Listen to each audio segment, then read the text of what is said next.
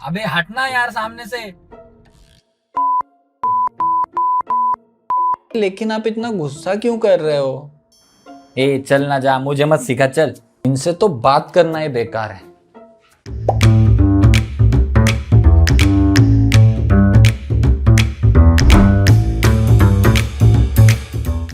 The next day.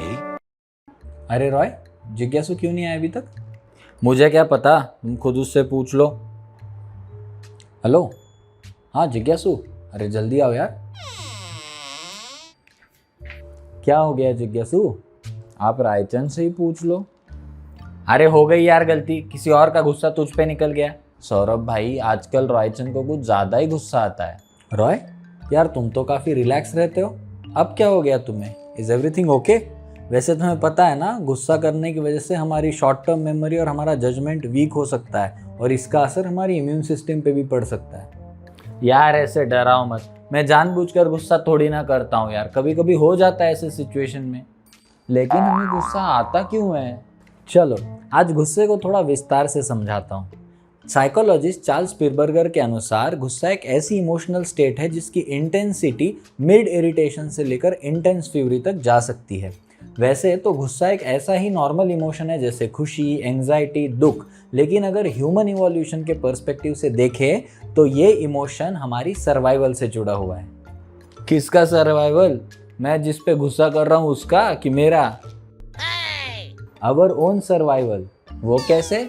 वो ऐसे कि एंगर हमारा फाइट, फ्लाइट और फ्रीज टाइप का रिएक्शन होता है टू एनी हार्मफुल इवेंट और स्ट्रेस। ये हमें लड़ाई के लिए प्रिपेयर करता है, लेकिन लड़ाई का मतलब हमेशा किसी को मारना नहीं होता। ध्यान से सुनो रॉय भाई, हम सब एंगर को फील करते हैं, अलग अलग सिचुएशन में, अलग अलग स्केल पे। रॉय, तुम्हें गुस्सा कब आया? यार ट्रैफिक में अटक गया था मैं, कितना भी हॉर्न बजा लूं कोई हिल ही नहीं रहा था यार।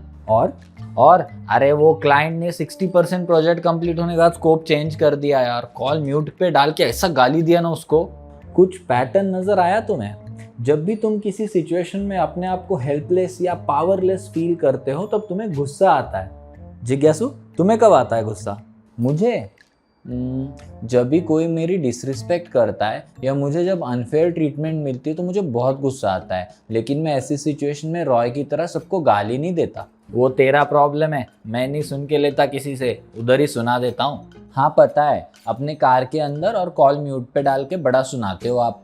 साले ज्यादा मत बोल, अभी तेरे सर पे हाथी फेंक के मारूंगा, तुझे गुस्सा नहीं आएगा? पागल हो गया क्या तुम लोग?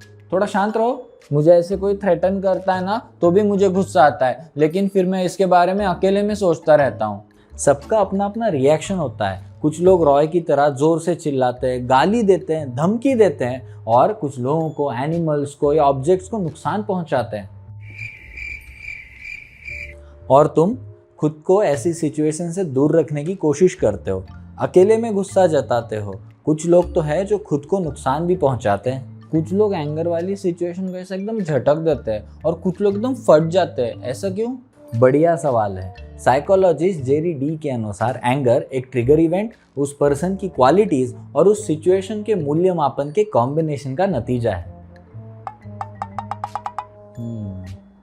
Okay, trigger event, personal qualities और सिचुएशन का इवैल्यूएशन। अब देखो, रॉय को ट्रैफिक ने गुस्सा दिलाया और तुम्हें रॉय के बिहेवियर ने, यही होता है ट्रिगर इवेंट। अब अगर पर्सनल क्वालिटीज़ की बात करें तो कुछ लोगों में पेशेंस की कमी होती है, तो ऐसी ट्रिगर इवेंट्स पे वो गुस्सा जल्दी हो जाता है। जिनमें पेशेंस होता भी है, लेकिन अगर जस्ट ट्रिगर इवेंट के पहले उनका मूड खराब चल रहा हो तो वो भी गुस्सा हो जाते हैं। इसके अलावा आपकी परवरिश, आपके बिलीव्स, आपके प्रोफेशन, इन सारी चीज़ों का भी इम्पैक्ट रहता है। अब हर सिचुएशन को समझने का हमारा अपना अपना एक कॉग्निटिव इवैल्यूएशन होता है। क्या आपको ये सिचुएशन पनिशेबल लगी या अनफेयर लगी, या आपको ये सिचुएशन प्रॉब्लमैटिक लगी, इसके ऊपर डिपेंड करता है कि आप कैसे रिएक्ट करने वाले हो। रॉय, तुम ट्रैफिक में पहली बार फंसे थे क्या? नहीं ना? ट्रैफिक से तो अपना पुराना रिश्ता है। तो फिर तुम्हें गुस्सा क्यों आया? क्योंकि तुम्हें उस पर्टिकुलर डे पे ट्रैफिक जस्टिफाइबल नहीं लगी।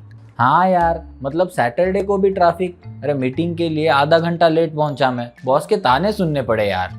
ओह अच्छा, मैं अभी समझा। क्या समझा? यही कि सेम सिचुएशन में किसी को गुस्सा आता है और किसी को गुस्सा नहीं आता, क्योंकि सबका स्वभाव और सिचुएशन से डील करने का तरीका अलग अलग होता है। बिल्कुल सही, गुस्सा करना सारी बात नहीं, forgive and forget is the best way. अबे ये सब बातें बस कहने सुनने में अच्छी लगती है। रॉय, ऐसी छोटी मोटी सिचुएशन में रिएक्ट करते रहोगे तो गुस्सा हमेशा तुम्हारे सर पे चढ़ा रहेगा। Anger create surge of energy. जब तुम गुस्सा होते हो ना तो एड्रेनलिन केमिकल क्रिएट होता है, इससे तुम्हारा हार्ट रेट बढ़ता है, तुम्हारा ब्लड प्रेशर भी बढ़ता है। किसी किसी सिचुएशन में तो तुमने अपने मसल्स में टेंशन भी फील किया होगा। हाँ, ये सब तुम्हारी कार्डियोवैस्कुलर सिस्टम और इम्यून सिस्टम के लिए बिल्कुल अच्छा नहीं है, और ये एक्सेसिव एंगर तुम्हारी पर्सनल लाइफ को भी इम्पैक्ट कर सकता है।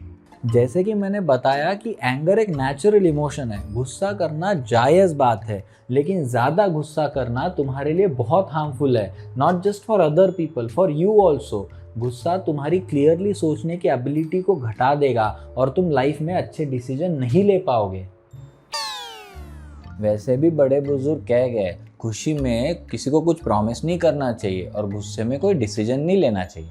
सही कहा है यार, नहीं होता गुस्सा कंट्रोल, कभी कभी चिढ़ जाता हूँ मैं। तुम्हें सीवियर एंगर इश्यूज तो नहीं है जिसके लिए मैं तुम्हें थेरेपी सजेस्ट करूँ? इट्स अ नॉर्मल थिंग, इसे कंट्रोल करने के कुछ तरीके हैं। हाँ तो बताओ ना। बोलने से पहले सोचा करो। हीट ऑफ द मोमेंट में कुछ बोल देना या कुछ कर देना आसान है, लेकिन बाद में इसी चीज़ का पछतावा होता है। दूसरे की नज़रिए से भी सोचा करो। ये भी सोचो कि क्यों तुम्हारे क्लाइंट को इतना काम होने के बाद प्रोजेक्ट का स्कोप चेंज करना पड़ा।